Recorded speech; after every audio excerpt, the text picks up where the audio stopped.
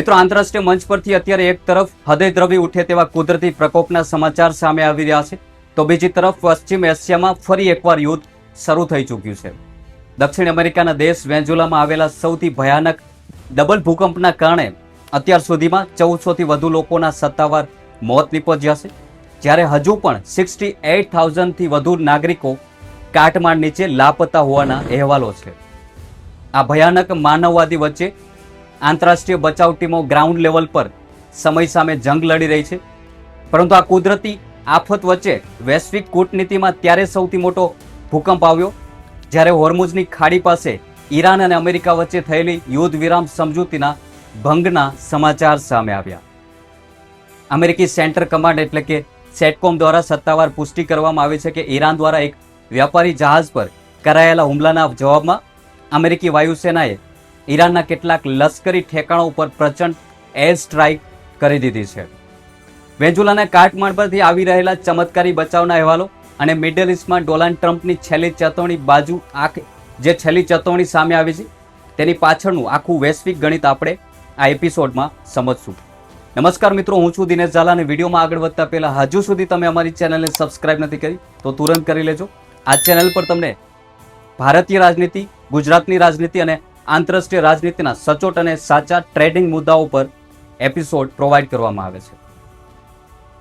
સૌપ્રથમ વાત કરીએ મિત્રો વેન્ઝુલાની, જ્યાં ભૂકંપના કારણે સર્જાયેલી તબાહીના ડ્રોન ફૂટેજ જોઈને આખી દુનિયા સ્તંભ થઈ ગઈ છે.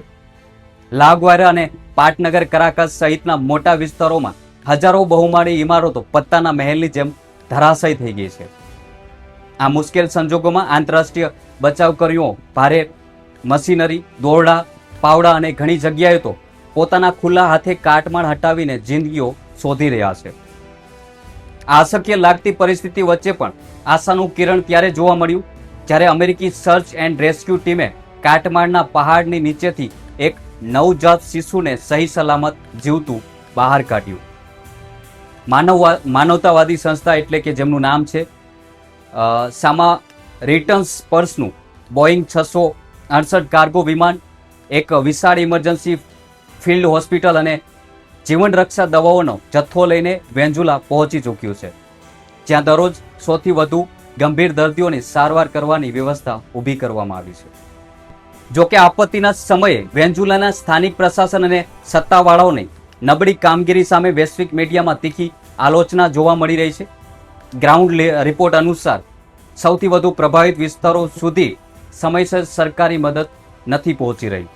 આથી સ્થાનિક નાગરિકો અને સ્વયંસેવકો પોતાના પર્સનલ વાહનો દ્વારા દવાઓ, પાણી અને રાહત સામગ્રી પહોંચાડવાનો પ્રયાસ કરી રહ્યા છે, પરંતુ કથિત રીતે ત્યાંની સ્થાનિક પોલીસ અને સુરક્ષા દળો દ્વારા સામાન્ય નાગરિકોની હિલચાલ પર નિયંત્રણો લાદવામાં આવી રહ્યા છે, જેના કારણે સ્થાનિક સ્તરે ભારે અસંતોષ જોવા મળી રહ્યો છે. અમેરિકાએ આ માનવવાદી મિશનને વધુ ઝડપથી બચાવવા માટે પોતાના વધારાના સૈન્ય વિમાનો અને ડિઝાસ્ટર એક્સપર્ટ તૈનાત કર્યા છે. આ બાજુ દક્ષિણ અમેરિકા જ્યારે કુદરતી આફત સામે ઝંઝુમી રહ્યું છે, ત્યારે પશ્ચિમ એશિયા એટલે કે મિડલ ઇસ્ટમાં માનવ સર્જિત યુદ્ધનું સંકટ વધુ ઘેરું બન્યું છે. અમેરિકી સેન્ટર કમાન્ડ એટલે કે સેટકોમ દ્વારા બહાર પાડવામાં આવી રહેલા સત્તાવાર માહિતી અનુસાર ઈરાને હોર્મુઝની ખાડી નજીક વ્યાપારી જહાજ જેમનું નામ છે એમટેક કિકુ પર હુમલો કરીને હાલમાં જ થયેલા સીઝફાયર એટલે કે યુદ્ધ વિરામ કરારનો ભંગ કર્યો છે. અમેરિકાએ આ હુમલાને અત્યંત ગંભીરતાથી લીધો છે અને તેના વળતા પ્રહાર તરીકે અમેરિકી એરક્રાફ્ટે ઈરાનના સૈન્ય ઠેકાણો પર ધડાધડ એર સ્ટ્રાઇક કરી દીધી છે.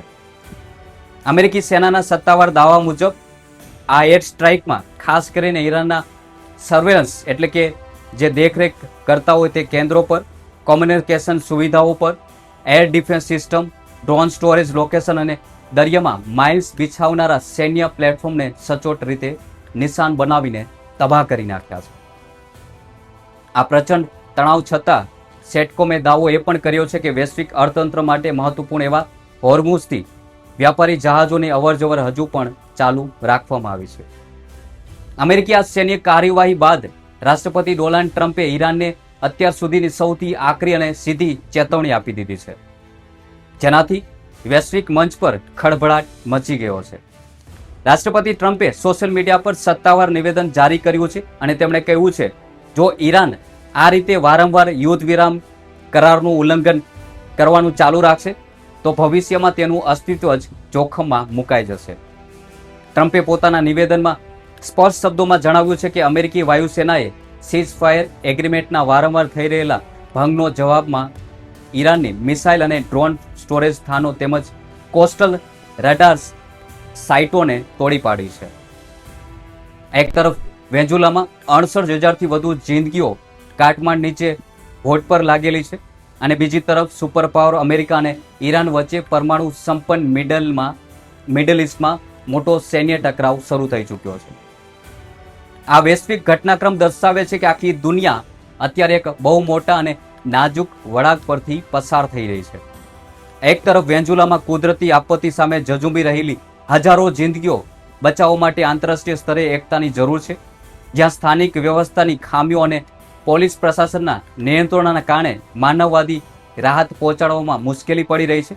તો બીજી તરફ મિડલ ઇસ્ટમાં હોર્મુઝની ખાડી પાસે અમેરિકા અને ઈરાન વચ્ચેનો આ સૈન્ય ટકરાવ જો વધુ વણસશે તો તેની સીધી અસર વૈશ્વિક ક્રૂડ અને ઓઇલની સપ્લાય અને આંતરરાષ્ટ્રીય વેપાર માર્ગો પર પડી શકે છે.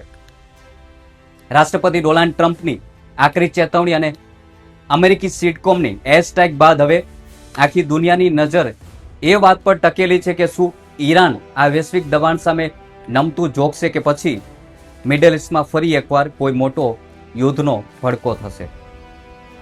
મિત્રો, વેન્ઝુલામાં આવેલા ભયાનક વિનાશક ભૂકંપ અને ત્યાંની બચાવ કામગીરીની સ્થિતિ તેમજ હોર્મુઝ પાસે ઈરાન અમેરિકા વચ્ચે સીઝ ફાયરના ભંગ બાદ શરૂ થયેલી આ નવી લશ્કરી કાર્યવાહી પર તમારું શું માનવું છે? કમેન્ટ સેક્શનમાં તમારો તાર્કિક અભિપ્રાય અમને જરૂર જણાવજો. અને આવી વધુ રસપ્રદ ન્યૂઝ સ્ટોરી જોવા માટે અમારી ચેનલ સાથે જોડાયેલા રહો. વિડીયોને વધારેમાં વધારે શેર કરો, વોટ્સઅપ ગ્રુપ, ઇન્સ્ટાગ્રામ બધે જ શેર કરો અને ચેનલને સબસ્ક્રાઇબ કરવાનું ભૂલશો નહીં. જય હિન્દ.